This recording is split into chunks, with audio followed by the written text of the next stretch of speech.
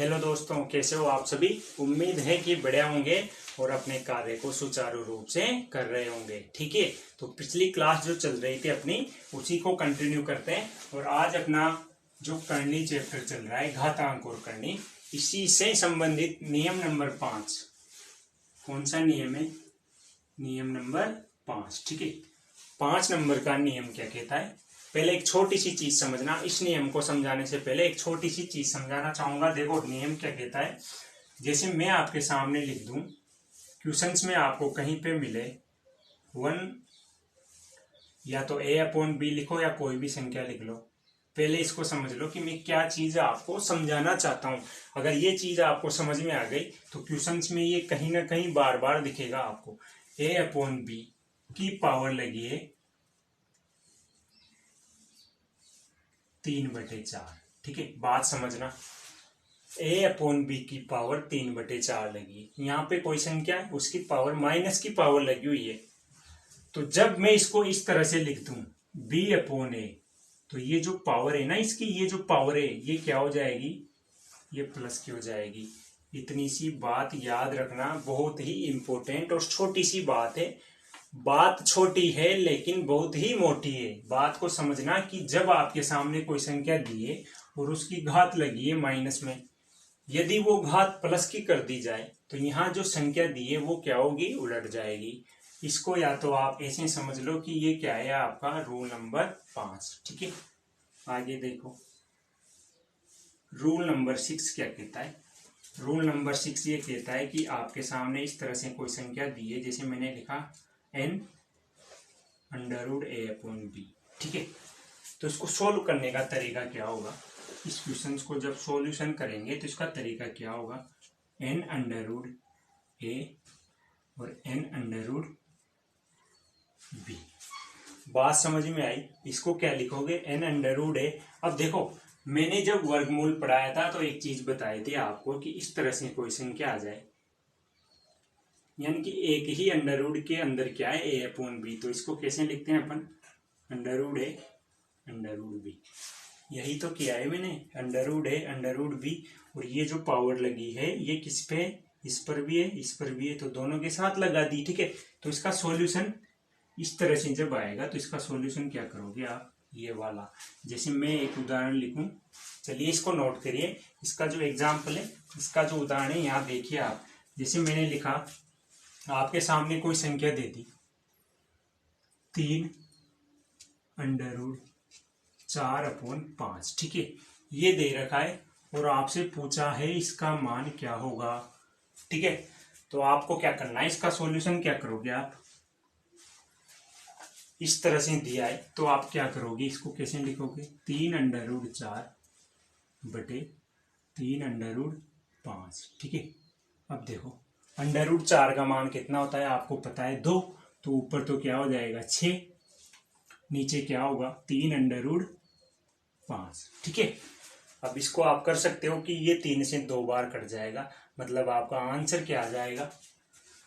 2/√5। ठीक है, तो ये इसके सॉल्यूशन करने का तरीका है कि जब इस तरह से क्वेश्चन देते तो उसको सोल्व कैसे करेंगे कि ये जो पावर है यहाँ भी लगेगी, यहाँ भी लगेगी। ठीक है, तो ये था रूल नंबर 6। चलते हैं अगले नियम पर। इसको बराबर से आप नोट करते चलिए। और आपको वीडियो अच्छा लग रहा है, जो मैं पढ़ा रहा हूँ हर चीज समझ में आ रही है, समझ में भी नहीं आ रही है तब भी मैं गारंटी दे रहा हूँ आपको कि जब आप पूरे नियम पढ़ के क्वेश्चंस पर आओगे तो आपको प्रॉपर हर चीज, सारे जो नियम है, सारे नियम क्वेश्चंस के साथ ही याद करवा दूंगा मैं। ठीक है, तो चलिए चलते हैं अगले नियम पर, इनको नोट कर लीजिए। देखिए दोस्तों, अगला नियम है, जब इस तरह से कोई भी इक्वेशंस या कोई भी क्वेश्चंस आएगा आपके सामने तो आपको करना क्या है, उसको हल कैसे करना है। देखो, बिल्कुल बेसिक से समझना। पहले इस वाले पार्ट को समझो। ये तो मैं शुरू से बताता आ रहा हूँ कि ये जो संख्या है इसको लिखने का तरीका क्या है। इसको कैसे लिखते हैं अपन? a⁴1/n, यही लिखते हैं। आगे देखो, इसके ऊपर एक और अंडर दिया है और वहां पे क्या लिखा है? क्या लिखा है? इसके ऊपर क्या लिखा है? इसके ऊपर लिखा है, क्या लिखा है इसके ऊपर? √m। यानी कि इसको जब इधर लाऊंगा तो ये भी ऐसे ही लिखाए में आएगा, ऐसे ही लिखाए में आएगा। अब मैंने कहा था कि जब इस तरह से संख्या आ जाए ए की पावर एम एन, तो वो क्या हो जाती है, गुणा। यानी कि इसको क्या लिखोगे आप, ए की पावर 1/n m। ठीक है, तो इसका सॉल्यूशन क्या होगा, एक तरह से जब इस तरह का क्वेश्चन आएगा, इस तरह का जब क्वेश्चन आएगा तो इसका आंसर क्या आएगा आपके सामने, ये जो यहाँ की संख्या ये आपस में क्या हो जाएगी, मल्टीप्लाई और √a। ठीक है, बात समझ में आई। या तो ये होगा, या इसको ऐसे भी लिखा जा सकता है n × m √a। इसको आगे लिखो पीछे लिखो, कुछ भी फर्क नहीं पड़ेगा, आंसर यही होगा।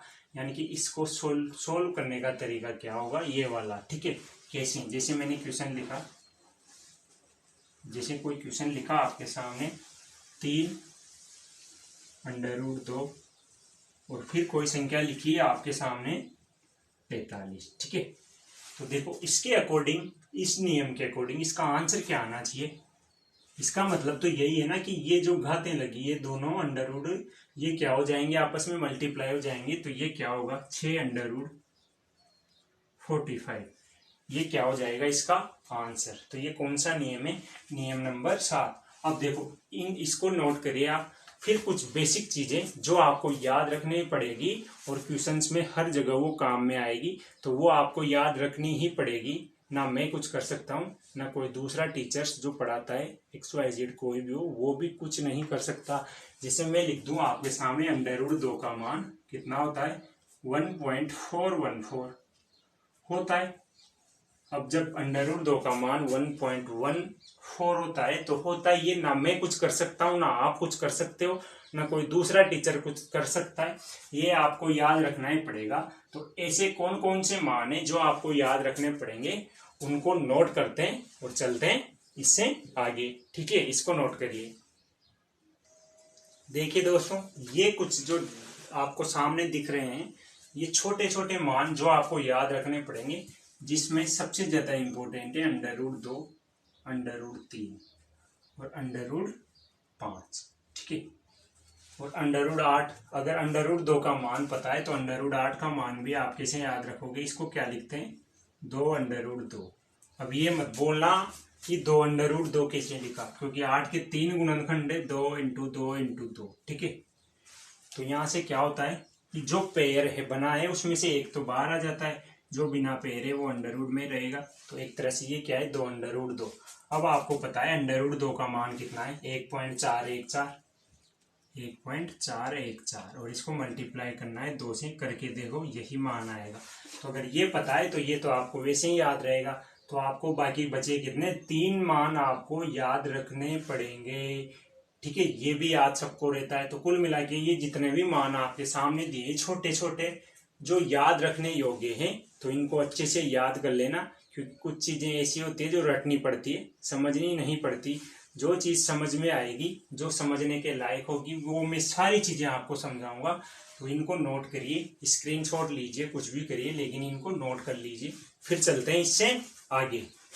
ठीक है, देखिए दोस्तों, अगला नियम है, जैसे कोई क्वेश्चंस जो इस फॉर्म में आएगा, जैसे लिखा √n √a की पावर p। इसका मतलब क्या है, पहले आप क्वेश्चन से समझो ताकि चीज जल्दी समझ में आएगी। जैसे मैंने लिखा 2 √2 की पावर 2, यही चीज है n2। अब आप ये मत सोचना कि सर यहाँ तो n है, यहाँ पे p है, यानी कि संख्या अलग अलग है। कहने का मतलब ये है कि यहाँ पे एक पावर यहाँ पे लगी होगी और √ के बाहर कुछ लिखा होगा, कोई भी पावर लगी होगी, यानी कि इस फॉर्म में क्वेश्चन होगा। तो इसका मतलब क्या है, समझो बात को। 2 √2 तो आपको पता है क्या होता है, कुछ भी मत समझो, इसको ऐसे कैसे लिख लो। ठीक है, अब आपको ये पता है कि ये जो √ के बाहर संख्या लिखी, इसको कैसे लिखते हैं, यहाँ पे पावर में 1/2 यही लिखते हैं। अभी बताया था मैंने कि अगर आपके सामने इस तरह से कोई संख्या आ जाए तो उसको कैसे लिखते हैं, a की पावर n/1/n। तो मैंने इसको ऐसे ही लिखा है 2 के साथ 1/n। इस 2 से ये 2 घटेगा, आपका आंसर क्या आएगा, 2। मतलब इसको कैसे लिखोगे, a की पावर p/n, यही तो लिखा है मैंने, 2 की पावर 2/2। अगला नियम है आपके सामने, नियम नंबर 9। देखिए नियम क्या कहता है, जैसे आपके सामने एक इस तरह से कोई क्वेश्चन आएगा कि a की पावर p, तो बाहर लिखा है m, ठीक है। फिर ये इस तरह से लिखा हुआ है कि यहाँ पे n, फिर एक और अंडर रूट लगा हुआ है और यहाँ पे लिखा है m, ठीक है। तो इसका सॉल्यूशन क्या होगा, देखो सबसे पहले मैं स्टेप बाय स्टेप इस फॉर्मूले का सॉल्यूशन करवाता हूँ आपको, ताकि आपको हर चीज बेसिक से समझ में आए। देखो ये जो दिख रहा है आपको, ये क्या है, a की पावर m और n, तो ये तो क्या होता है, आपस में मल्टीप्लाई हो जाता है। मतलब इसको क्या लिखा जा सकता है, इसको तो लिखोगे आप a की पावर p m, ठीक है। ये मल्टीप्लाई हो जाएगा। अब आपको पता है कि इसके ऊपर जो अंडर रूट लगा है, इसको जब मैं इधर लाऊंगा पावर में, तो ये कैसे आएगा, ये ऐसे आएगा 1/n, ठीक है। फिर एक और अंडर रूट लगा है और जब ये m इधर आएगा तो ये भी कैसे आएगा 1/m, ठीक है, ऐसे ही आएगा। तो अब देखो ये क्या हो गया, ये हो गया a की पावर pm/n m, ठीक है। तो देखो m से m तो कट गया, तो इसका सॉल्यूशन क्या आ गया, a की पावर p/n। बहुत ही सिंपल है, स्टेप बाय स्टेप सॉल्यूशन किया है इसका। जब क्वेश्चंस करेंगे तो ये चीज कैसे अप्लाई होगी क्वेश्चंस में, ये आपको क्वेश्चंस में अच्छे से समझ में आएगा, ठीक है। देखते हैं एक और सिंपल सा, बिल्कुल बहुत बेसिक सा नियम, नियम नंबर 10, ठीक है। ये जितने भी नियम में लिखा रहा हूँ, ये नियम आपको अगर समझ में नहीं आ रहे हैं तो जब क्वेश्चंस करेंगे तो इनका यूज कैसे हो रहा है वहां पे आपको सारी चीजें समझ में आएगी।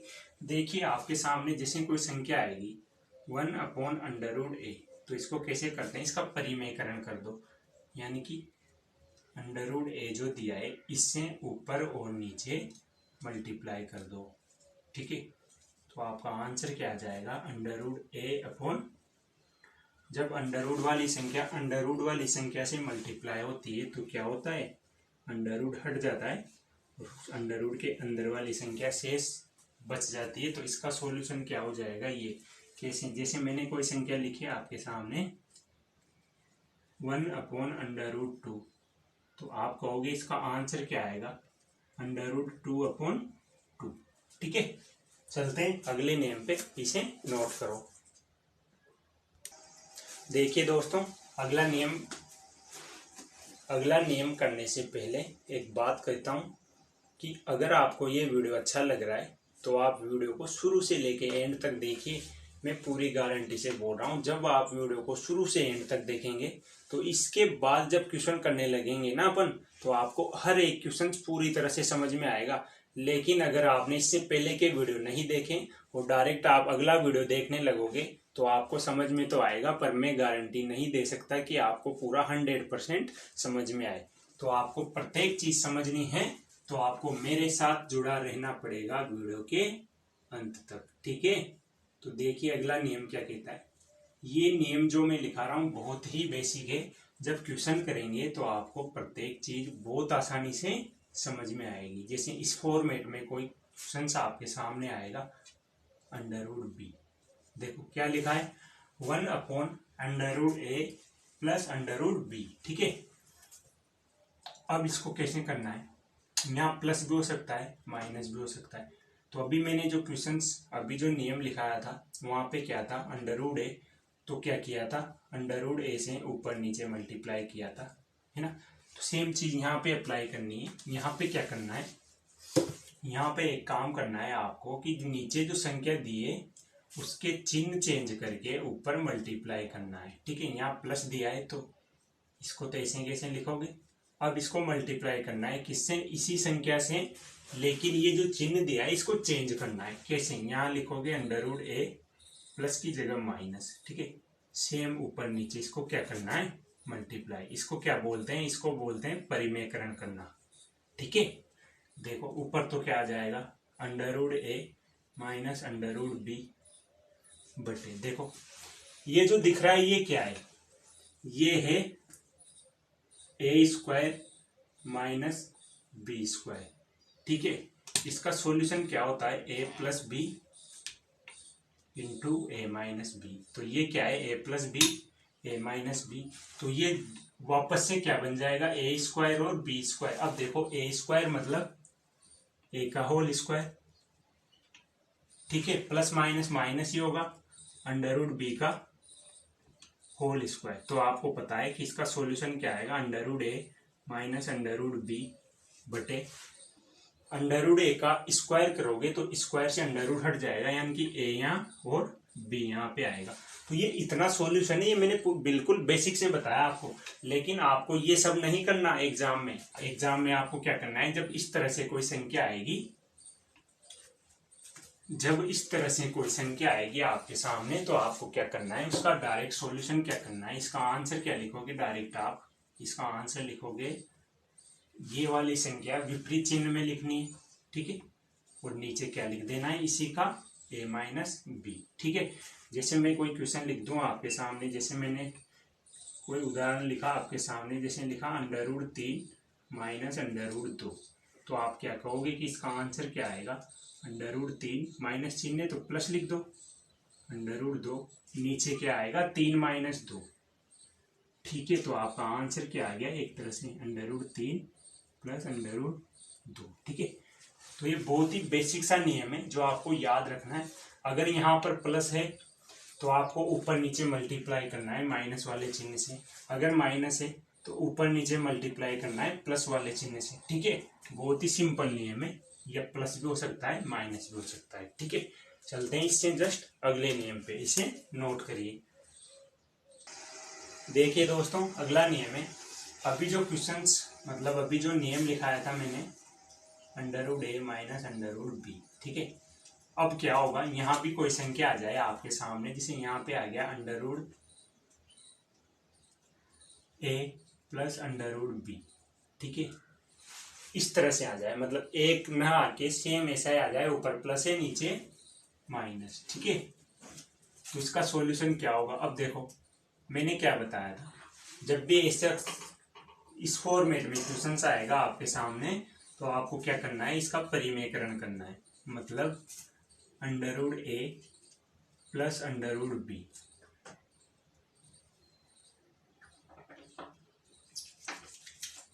Under root A plus under root B, ठीक है।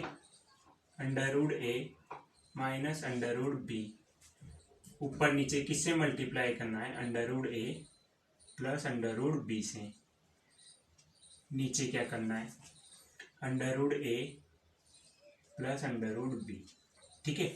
अब ये सब करना जरूरी नहीं है, केवल आपको समझाने के लिए ये चीज कर रहा हूं कि जब इस तरह का क्वेश्चन आपके सामने आएगा इस फॉर्मेट में, तो उसका फाइनली आंसर क्या आएगा, तो आपको वहां पे ये सब करना जरूरी नहीं है। इसको चाहूं तो मैं डायरेक्ट भी बता सकता हूं, पहले इसका सॉल्यूशन देखो क्या हो रहा है, स्टेप बाय स्टेप चल रहे हैं, ठीक है। देखो ए का होल स्क्वायर क्या होगा, ये क्या हो गया, ये हुआ, देखो पहले इसको इससे मल्टीप्लाई करोगे, यानी कि अंडर रूट ए का स्क्वायर क्या हो जाएगा ए, फिर ए को इससे मल्टीप्लाई करोगे तो क्या आ जाएगा अंडर रूट ए और अंडर रूट बी, ठीक है, प्लस फिर इसको इससे मल्टीप्लाई करोगे under root B under root A, ठीक है, प्लस अंडर रूट बी को अंडर रूट बी से मल्टीप्लाई करेंगे तो क्या आ जाएगा ओनली बी, ठीक है। नीचे क्या होगा, ये तो वही हो गया ए माइनस बी ए प्लस बी, तो ये क्या होता है ए का स्क्वायर माइनस बी का स्क्वायर, ठीक है, यही होता है। तो नीचे क्या हो जाएगा, तो ऊपर देखो ऊपर क्या हुआ ए प्लस बी, ठीक है। अब देखो ए रूट बी ये दो बार है, तो आप क्या लिखोगे 2 अंडर रूट ए बी बटे, इसको क्या लिखोगे, एक बार प्लस में एक बार माइनस में, तो ए का स्क्वायर आप क्या लिख लोगे ए माइनस बी, ठीक है, क्योंकि ये क्या है ए स्क्वायर माइनस बी स्क्वायर का होल स्क्वायर। तो जो इतना बड़ा क्वेश्चन आएगा उसका सॉल्यूशन क्या रखना है आपको याद, ये। अब ये सब करने की आपको जरूरत नहीं है, इसको डायरेक्ट भी लिख सकते हो आप, ये वाला न लिख के कि अंडर रूट ए को अंडर रूट ए से गुणा करेंगे तो ए माइनस बी ऑलरेडी आ जाएगा यहाँ पे, ठीक है। तो इसका सॉल्यूशन क्या आ गया A plus 2 root A B A minus B. कब हुआ ये, जब ऊपर प्लस नीचे माइनस हो, ठीक है। जब नीचे माइनस नीचे प्लस ऊपर माइनस होगा तब क्या होगा, तब यहाँ पे क्या आ जाएगा, रुको यहाँ पे मैंने एक चीज नहीं लिखी, इसको देखो दोबारा, ए प्लस बी छूट गया यहाँ पे, ए और प्लस बी प्लस 2, ये under root a under root B under root a under root b 2 बार है तो इनको जोड़ दिया, 2 अंडर रूड ए बी आपस में मल्टीप्लाई हो गया और नीचे आ गया ए माइनस बी। ठीक है, तो इतना सॉल्यूशन नहीं करना, कैसे करना है देखो, जब नीचे प्लस है तो ऊपर परिमेयकरण कैसे करना है, चिन्ह चेंज करके, यानी कि इनटू करोगे और इससे जब परिमेयकरण करोगे तो ऊपर प्लस वाला चिन्ह है। तो आपको पता रहना चाहिए जब ऐसा क्वेश्चन आएगा तो फाइनली आंसर क्या आएगा, ये वाला। ठीक है, चलते हैं सेम ऐसे ही अगले नियम पर। देखिए दोस्तों, अगला जो नियम है, नियम नंबर 13, वो क्या है, सेम यही नियम है, बस कुछ भी नहीं करना। अगर यहाँ पे प्लस है तो यहाँ प्लस आएगा, अगर यहाँ पे माइनस है तो यहाँ पे माइनस आएगा, बस इतना सा नियम है। इसको भी साथ में नोट कर लेना कि प्लस होगा तो प्लस आएगा, यहाँ पे माइनस होगा तो माइनस आएगा, बाकी कहीं पे कोई चेंज नहीं होगा। ठीक है, अब देखते हैं इससे अगला नियम क्या है। बस 2 या 3 नियम और बच रहे हैं, उसके बाद अपन अगले सेशंस में एग्जाम में आए हुए घातांक और करनी से संबंधित जितने भी क्वेश्चंस हैं उन सभी क्वेश्चंस को करेंगे जो एग्जाम में आ चुके हैं, और जो आगे आने वाले एग्जाम के लिए इम्पोर्टेंट क्वेश्चन है उनसे भी अपन चर्चा करेंगे। ठीक है, तो देखिए अगला नियम क्या है, under root A plus under root B बटे under root A minus under root B. ठीक है, इस तरह से कोई संख्या दी है और बीच में क्या दिया है, प्लस का चिन्ह, फिर यहाँ पे दिया है under root A minus under root B बटे under root A plus under root B. इस तरह से कोई इक्वेशन आ जाए आपके सामने, देखिए एक बार अच्छे से देखिए, यही लिखा है under root A plus under root B upon under root A minus under root B, बीच में प्लस लिखा है under root A minus under root B under root A plus under root B. ठीक है, अब देखो आपको क्या करना है, जब इस तरह से क्वेश्चंस आए और बीच में प्लस का चिन्ह हो, ठीक है, बीच में प्लस का चिन्ह हो, तो आपको कुछ नहीं करना, याद रखना है इसका सॉल्यूशन क्या होगा, 2 कोष्टक। देखो करना चाहो तो आप सॉल्यूशन कर सकते हो, जो मैं बताऊंगा वही क्वेश्चन का आंसर आने वाला है। क्या आएगा, 2 कोष्टक ए plus B upon a minus b. ठीक है, तो ये कब होगा, जब बीच में प्लस होगा। ठीक है, यदि प्लस की जगह माइनस हो तो फिर आपका आंसर क्या आएगा, सेम यही इक्वेशन है, बस प्लस की जगह क्या हो जाएगा, माइनस। तो माइनस होने पर आपका आंसर क्या आएगा, 4 अंडर रूड ए बी और ए माइनस बी। ठीक है, तो यहाँ पे आपके सारे नियम खत्म हो जाते हैं, लेकिन इसको नियम नंबर आप 15 भी डाल लेना कि जब प्लस की जगह क्या हो, माइनस हो। ठीक है, इस प्लस की जगह क्या होगा, जब इस प्लस की जगह क्या होगा, माइनस होगा। ठीक है, जब इस प्लस की जगह माइनस होगा तो आपका आंसर क्या निकल के आएगा, 4 under root a B A minus b. तो आपको इसको सोल्व करने की जरूरत नहीं रहेगी, आपको डायरेक्ट आंसर लिखना है कि जब इस तरह से क्वेश्चन रहेगा, इस इक्वेशन से जमा हुआ क्वेश्चन रहेगा, तो आपका आंसर क्या निकल के आएगा, 4 under root a b upon a minus b. ठीक है, तो ये थे करनी से संबंधित सभी इंपॉर्टेंट नियम।